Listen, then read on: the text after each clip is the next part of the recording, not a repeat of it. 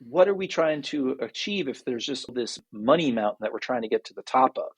I was born, relatively speaking, at the top of that mountain, and it's a lot messier, than we might think it is or would want it to be.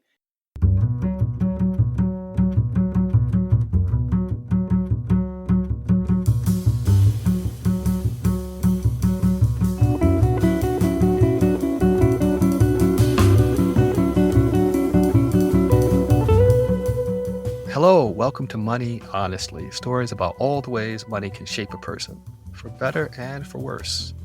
My name is Lionel Foster. Eric Leslie grew up with a big pile of money. It gave him a boost, but it also cast a shadow over generations of his family. With his nonprofit, Union Capital, he's demonstrating how we can leverage financial resources in a different type of currency to make families and communities stronger. One quick note, I met Eric years ago at Johns Hopkins University, so you will hear him reference our alma mater. Here we go. Eric, welcome. Thanks for joining me. Thanks for having me. All right, let's jump right in. What's your money origin story? Oh man, I don't think I've ever been asked the question quite. I share my story a lot, but the money origin story, what comes up for me are two things that we can dig more deeply into. For those listening, might be able to tell, can't quite see, don't want to assume. I'm a middle-aged white guy, cisgender, able-bodied, from Cambridge, Massachusetts. So growing up, I don't remember exactly, but I was about 10 years old, maybe, I think, when the Reebok Pump came out. And those sneakers were everything. Yes. I'm a Boston Celtics fan, grew up here. It was, sometime soon after that, D. Brown was in the slam dunk contest. He pumped up his shoes before dunking and winning the slam dunk contest. And I wanted those sneakers like everybody. And I, there's the Air Jordans and Nike Air, all those things were big too. Didn't have any of those. Wanted the Reebok Pump, and didn't get them. It was just my parents were just they're like, those shoes are way too expensive, and it is fascinating the way inflation works these days. I think they were something like $125, $150, and that's what sneakers are these days as well. And back then, $100+ sneakers, especially for a kid with growing, totally was a dumb thing. I understood, but I interpreted that to somebody like, oh, we don't have the means. Like I have friends who had the pumps, and there's something about my parents and the way we're choosing to spend money and to have the things that we have that we always have food on the table, we always have clothing and what we need, but we must not have the means. But that's only one part of the story, because that wasn't the case at all, right? I simultaneously was going to private school, paid for through my grandparents, my mom's side, trust fund. So I'm a trust fund baby, but I don't know that. And I'm not a material, child. Like I'm not accessing goods and wealth and resources and having all these things at my disposal. And nor is that really being explained to me at 10, 11, 12, 13 years old. It's sort of merging together as I then go to an elite private prep high school, and I'm surrounded by this wealth and cars and resources that I don't have. And yet I do have, this generational wealth. Yeah. And so I think that's the origin, is that kind of tension and confusion and curiosity that's been passed down through my family. That is so much to have to sort through as a young teen and a preteen. So you had those questions. Did you get any help sorting through that conundrum? No, not at all. And something about the culture and of wealth and resources, right? I think it's right to use the word conundrum. Like it wasn't a problem. Like it wasn't like the end of the world. I had, all that was needed in my life afforded to me. There was not a stress about money. And so as a result too, it wasn't a conversation at the dinner table. I think for my parents, kind of classical Northeast white Anglo-Saxon Protestants, it was a sort of a faux pas to discuss money.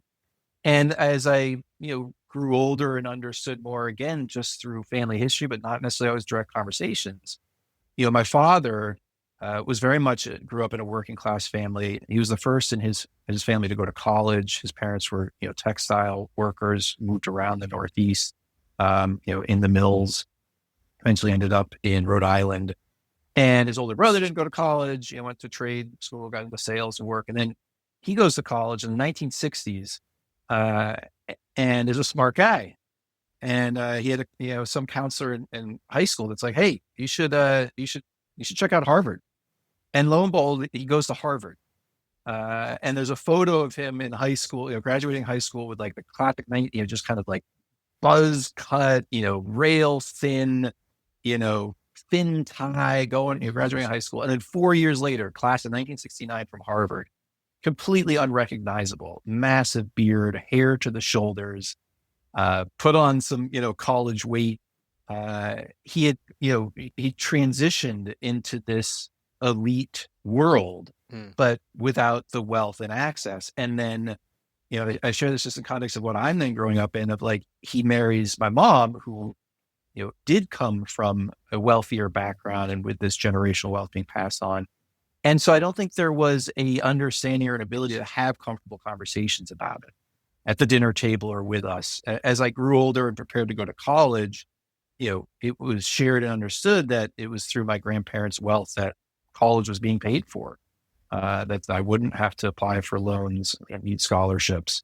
But there wasn't a further like understanding of the why or what that meant or the privilege that it afforded me. And then I'm in elite high school where that's virtually everybody I'm surrounded by. So they're not necessarily having conversations about money and need and lack of resources or access. And so I'm sort of floating in this confused bubble of like, what do I have? What does that mean for me? And what does that make me? Where did that trust fund money come from? So as best as I understood the story, my great grandfather or great great grandfather, somewhere in that lineage on my mom's side, invested in Standard Oil, back at the turn of the 20th century or something, made some savvy investments, but it was Standard Oil was my understanding of where that money that exploded from, and then was passed down to the children, the grandchildren, now it's kind of like the cousins. So I have cousins and aunts and uncles on that side that have all sort of carried on with what's been passed down. So, we are literally barely 7 minutes into the conversation. You talked about a trust fund. You've talked about multiple generations going back to the turn of the 20th century.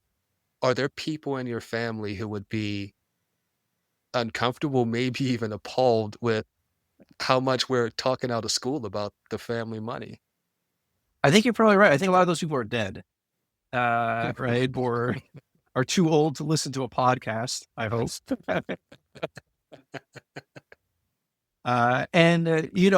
Knowing coming to this conversation, we'll be talking about it. I'm practicing it as like as a space to understand it better, because it is not something that comes up in conversations. And I think it's had, such a psychological impact on the family lineage. And again, in sharing this, talking about like the white privilege and the wealth and the aristocracy that this country has created and passed on, that, that impacts people in what ways we would think it's like all for best and all for good. And it's not to say, oh, it's a woe is me, or this is such a lamentable situation. But I don't know, can I use profanity in this Go ahead, podcast? Please. All right. I meant to ask that before. This wealth really fucked up my mom's side of the family.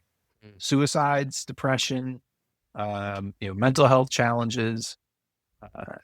And interestingly enough, then again, on my mom's side, all the cousins and, now the multi-generational offspring of my generation, I am the only one of 6 cousins to have children.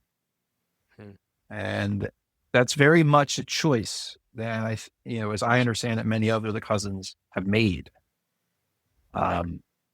We talk about generational wealth. Well, it's about passing on to the next generation. And as I sit here at age 45, I'm probably going to be the only one that has the next generation. I think it's really fucked things up in my family. It sounds like you may be making a connection to that wealth, what it's done to people, and some people's decision not to have kids. Can you piece that together for me? I think I'm still trying to understand it. And again, this is where I think, without uh, uh, divulging or invading others' privacy, I've noticed for my mother and her siblings, her two sisters, and then for their children, the wealth, the choice of a career and opportunity that was afforded. And this is then for me, as we'll talk about my working career, the ability to sit and look out in the world and to say, what can I bring to it? What can the world benefit me? How do I give back? How do I show up? And it in a good way, it opens up a world of possibilities. And a lot of the people on my mom's side of the family are artists of all different kinds, including my mother. The only job she had was self-employed as a natural wildlife artist, an educator. She's written many books. She's 70. She's now 78 years old and continues to teach and do art, and she works hard, but not for money. Like she's not making a living solely on it. And so I think in affording those choices to pursue interests and careers, it also disjoints people of like grounding on kind of societal norms or structures. Okay, I got a job, I have kids, a pinch and save, and I buy a home, and then I'm passing that home on to the next of kin. And that's just kind of the way things go. That's the American dream, right? You come here, you work hard, you do these things, the things, all the kind of the lies of meritocracy that I think, this generational opportunity afforded the family to be above or removed from, but also not then completely understand or give back to, or say, wait a second, this is kind of messed up. Let's give all our money away. There's no, there's no family foundation. There's no donor advised funds. There's no bigger amounts of what it's kind of just all been sprinkled and chipped away at until people that are like not really working at all are living off of this money to subsist, and they're not having children. So there's no one to really pass the money on to, and then it'll be gone. I've always been fascinated with people who have had some amount of privilege, have recognized it, owned it, admitted it, and then spoke outside of their circles about the pros and cons of it, because I just think we need more of that. I needed it, right? I needed that, and I didn't have that. And for better and worse, that affects me today. And I think there's a real, like, we say, in whatever vernacular we want to say it in, more money, more problems. What are those problems? They're not the problems of, making rent at the end of the month, having food on the table, and the fears of how your identity is going to be treated walking into a room or a space. This is all merged, especially when I was in high school in the 1990s, with the era of, quote, like multiculturalism and this like color blindness and, race. We have our first Black president. It just so happens to be, it's a white man named Bill Clinton. Like this was a really weird time for race and class consciousness and understanding. And, I was fortunate to get connected with youth organizations that I think were doing a much better job of deconstructing what race and class and privilege meant. And in that time, Peggy McIntosh wrote this short little article that was before things could go viral, but it was printed and photocopied everywhere, called The Invisible Knapsack of Privilege. And I was somewhere like 15 or 16 years old when I was in a group session and first saw this list of like 50 items of privilege. And the items were meant to really be so that everybody that reads this list, is going to find at least one thing that they can check. Oh, I do have this privilege, whether it's I have vision, I can hear, I'm able-bodied, all these things. Well, I went through the list of 50 and essentially checked off all of them. And that's, still to this day, a little mind numbing. a couple of the boxes are a little fuzzy, right? One is like I walk into a room where everybody practices the same faith as I do, and I don't practice a faith, but they'd be like, "Oh, you're Christian, right? You're raised in a Christian tradition." I did not go to church, wasn't raised in faith, but yeah, we put up a Christmas tree, and when I walk into spaces, I'm still going to be identified as a WASP. But those privileges are still being afforded to me, even if I'm not ascribing to some of those. And so that was all mixing and merging and understanding, what was the wealth and privilege that I had in all different forms in terms of my identity, in terms of my race, in terms of my able-bodiedness and sexuality and everything else.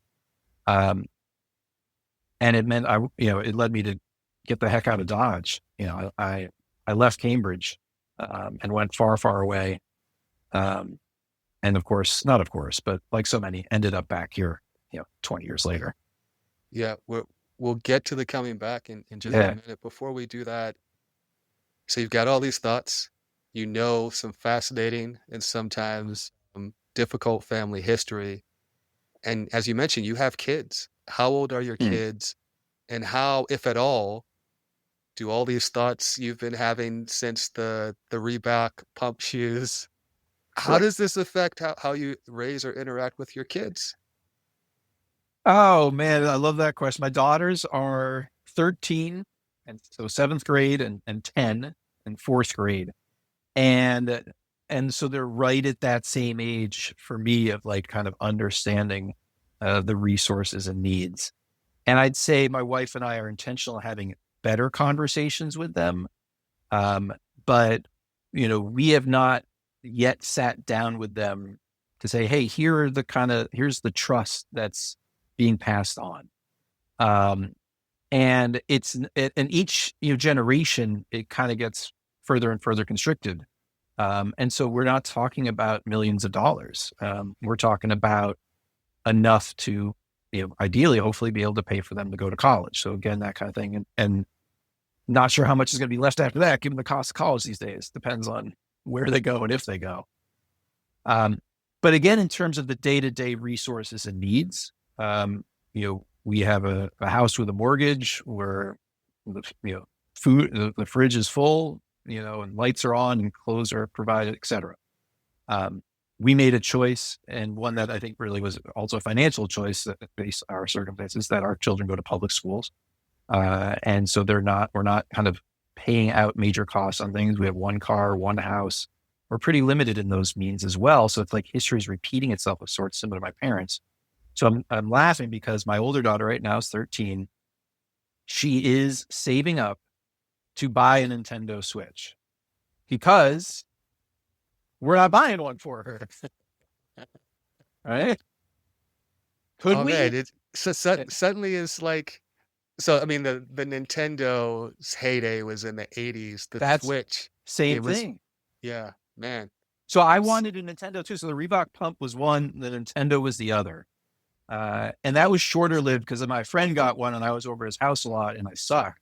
So I kind of gradually lost interest in wanting a Nintendo, but it was that similar, like, how much was the Nintendo when it came out back then? It was a couple $100, respect, That's inflationary, right? We're talking about like $1,000 today or something. I believe this Nintendo Switch that she's saving up for is $300. And it's in it because like she could like beg and request that this is her birthday present or a Christmas gift. And I think we could be convinced to buy that for her, but she is not used to getting gifts of that value. Yeah. And so this is a stretch that she recognizes she has to earn and get. Yeah. And so she gets a little bit of an allowance and she's learning how to manage that, and it's all digital, right? So she's got a online account that comes with a debit card and she's, saving that money. And I think she's got about $200. So it's going to take her, several more months to get there, but she'll get that Nintendo Switch. Tell us about Union Capital. So in the context of this story, I think Union Capital is the best and kind of convoluted, twisted, challenged approach that I have to living with this wealth and privilege. It's not a vanity project because it's pretty wouldn't necessarily make me look better doing it. Or it's quite a struggle of an effort to pull off after 11 years. But it is a new thinking in a way to value and create community power. And power comes in many forms in terms of people, but also in terms of money. And the spark of the idea that we built on 11 years ago is that time is valuable. And so for people that have less means, giving of that time, whether it's being at your child's school or community event or engaging in civic, political life, is costly. And yet we have that expectation that people of all walks of life, you should vote, you should engage in community efforts, and you should be at your child's back to school night. Should. But it is so expensive to be poor in this country, and to then have these expectations of engagement is then coupled with that engagement is actually immensely valuable. Yeah. Right. Upwards of 80% of all jobs in the United States are obtained through personal relationships and networks. We know that adage of it's not necessarily what you know, but who you know. That's what college really is measured in its value. You pay to go to Harvard. The education is questionable. It's as good as, a community college in many ways, depending on how much you put into it. It's the network that you're buying into, that you're connecting into, be it Johns Hopkins or anywhere else. It's who you know. And so if you don't have the means, if you don't have the time, if you don't have the relationships, mathematically, if you know less people and you're connected to less people, those opportunities are going to be less. That's social capital. And it isn't just about job attainment. Communities that have higher rates of volunteerism, public meeting attendance, helping of neighbors, have statistically significant higher rates of employment gain, but also voter participation, financial wellness, health outcomes, on and on, all these measures. So Union Capital is my best attempt to disrupt that. And it's a rewards program for community and civic engagement, in which we are inviting people in Boston, Massachusetts, now also in Springfield, Massachusetts, from organizations and from communities of color and that have been historically under-resourced, marginalized, and oppressed, to get engaged in public life, to come out to our meetings and gatherings, go to community trainings and workshops, to volunteer at your child's school, to help a neighbor in need, go grocery shopping, and to get a little bit of money back. I wouldn't say it's a wealth transfer, but it's a bit of a money transfer. We're printing money on Visa gift cards and distributing it out to people for the hours that they take to engage. And over this 10 plus years, we have printed and distributed over $2.4 million on Visa gift cards to our members. When you average that out, it's about $200 per member per year. So it's not paying the rent. It's not generating wealth. But in terms of what was passed on to me, it's way more money than I have, in those trust accounts. And in a way, it's kind of like me figuring out how can I transfer and seed wealth and money in a different way to generate greater power and outcomes. I don't know if that's the best way to do it, but trying to figure it out. So let me kind of frame Union Capital in my understanding and check this with you. Part of what I think about, there are so many pro-social activities that for a while have been expected in America, but have been totally individualized. So I think about classic suburban 1950s, maybe a white family. You have a so-called breadwinner, and then you have a homemaker who's also part of the PTA, maybe part of the neighborhood association, just doing so much to make the household and the community function. What Union Capital is saying, that is labor, that is valuable. It needs to be recognized and rewarded. That time is expensive. Let's honor that. Let's recognize that and give more people access to it for the benefit of their households and the entire community. Nailed it. And what I'll add to it, right, is that there's been a ton of research done about this decline of social capital. I mean, it's just bizarre, this MAGA era, like what is this creating an era? And there's something in the 1950s for white middle class and upper middle class people that just like this bygone era that was, full of domestic violence and alcoholism and racism and sex. I mean, just all these terrible things. But there's something about this era, and I think it goes to that picture that you kind of touched on there of the homemaker engaged in the community, supporting the children, being involved in public life, and there being resources and opportunities that flowed from it. What I hearken back to is also in the 1950s, the Montgomery bus boycott was entirely built off of this social capital as well, right? In a oppressed community and forced segregation and Jim Crow conditions, the Black community said enough. And we are connected through our churches, through our schools, through our neighborhoods with each other, not just to, have Saturday hangouts or whatever is going on in the white middle class, block parties, but to mass protest and demonstrate and not ride the bus, to boycott the bus, for a year and a half, and to withstand and overcome the violence, the arrests, the oppression, and to win, right? To dismantle Jim Crow segregation with the power that they built in these community networks. Those networks do not exist in the same way today in this country, in any class structure. And that's devastating for us. And I think speaks to the rise of this fear-mongering MAGA hatred that's out there. 2 minutes ago, when you were problematizing the fetishization of that white middle to upper income suburban family from the 1950s, there was a lot that was wrong there.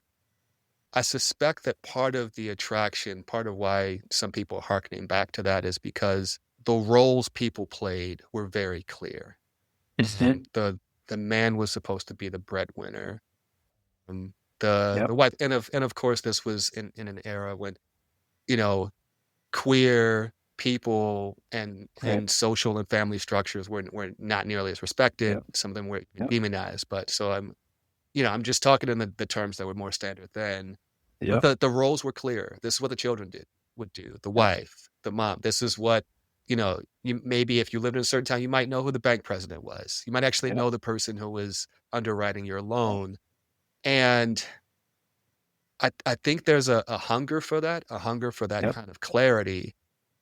Your Union Capital is invested in people having very important roles in their community. So can you speak to that part? Are people coming into themselves? How are people finding one another in community? Yeah. No, I appreciate you asking that, because again, I think there's all these things in the 1960s as well that financially enabled that reality too, because of the post-World War II economy and the GI Bill and all these other things, that you could have one breadwinner, right? You could buy a home and you didn't have the gig economy. You didn't have to have oh, you're 14, time to go get a job and get to work too. Our economy is so different and so distressed now, that what we're seeking imperfectly is to have a program that is speaking to all the stages of Maslow's hierarchy of need. So most nonprofit organizations, whether they know it or identify it as not, are going to be working on one strand of that, right? At the base level of the hierarchy of needs is food, shelter, and safety, right? And so you have the organizations that are getting a bed for the night, getting food distributed, domestic violence survivorship, whatever, all these survival based things. And we're a piece of that, right? That there's money and resources, and you come to our meetings and there's a hot meal. There's a bit of that bottom end. But as you work your way up that hierarchy of needs into more of a supporting the next generation, sense of purpose and direction, of impact and legacy, what we're seeking to support and spark is that the money, which is again small, up to $500 a year, so you're not taxed on it. You don't face the cliff effect of lots of benefits. You don't need to be documented either. The money gets you in the door for that greater self-actualization.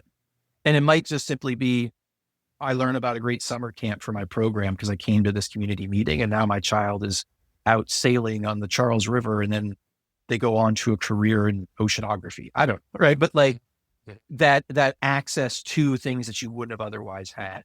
And then at the highest levels, as we invest and train grassroots community leaders, is that they start their own initiatives and efforts, that they launch their own organizations, their own businesses, that they run for office, and that they collectively build the power of that community. So some of our founding members are now Boston city councilors, in the state house, state senators, our founding board member. And then you have the neighborhood, council folks or parent task force presidents, people who take on different roles. And we're not singularly solely focused on that. We're not like a civic campaign shop. We're not training people to take those specific actions, but we're intending to connect and seed that. And the money, right, is hopefully a hook. It's an invitation, it's a spark, and it's a means to this greater end. How does Union Capital determine which types of activities will get people credit towards some of that capital? So I love this question because I had the best idea of how that should be awarded, and it turned out to be completely wrong. And so I love to tell this story about being wrong, which was, as we were designing this and piloting this, I thought that, there should be different tiers and some things should be worth more than others, right? If you were, doing something for yourself in the community, you're going to a financial credit workshop, that's great. You can get 100 points an hour. You're doing something for your children and you're volunteering at the child's school. Okay, that's something you're kind of doing for your family. That's even better. That's 200 points an hour. And then you're doing something that's completely altruistic. You're at a food, clothing or food distribution program. You're giving out food and clothing. That's incredible. That's 300 points an hour. You should somehow tier it that way. And we had a leadership committee team that I built with people piloting the program and from, representative organizations that we were working with us on. And one of them, Wilbur, who's still a leader with us now, tremendous guy who started his own nonprofit, just shot the idea down immediately and so effectively. He's like, Eric, you are, no matter how you do this, you're going to then be ascribing your cultural values to what should be awarded and not. And you could distill it, education is more important than health, I think, right? So I'm going to award more for education than health. And I'm going to become, a little, grumpy Wizard of Oz trying to turn levers behind a curtain. And he was absolutely right. And so the thing that he said, he's like, the one thing we all have equally is time. And that's probably the only thing in this world that we all share equally is 1 hour is 1 hour. And we should award that. So whether you are the person attending the meeting, falling asleep in the back and you're there for an hour, or you're the person up on stage leading and organizing and hosting the meeting, you're both there for an hour. You both are at 100 points an hour. And basically, if you're doing anything that's you're not getting paid to do, so you can't earn points for doing a job that you're doing with others, and that's non-family. So it's not like you're taking your kid to the movies, but if you organize a bunch of neighborhood kids and take them to the movies, you're doing it with others. And this is prior to the pandemic, we were very explicit saying it has to be based outside of your home. And that changed with the virtual world. But you're doing something with others, like virtually or outside of your home.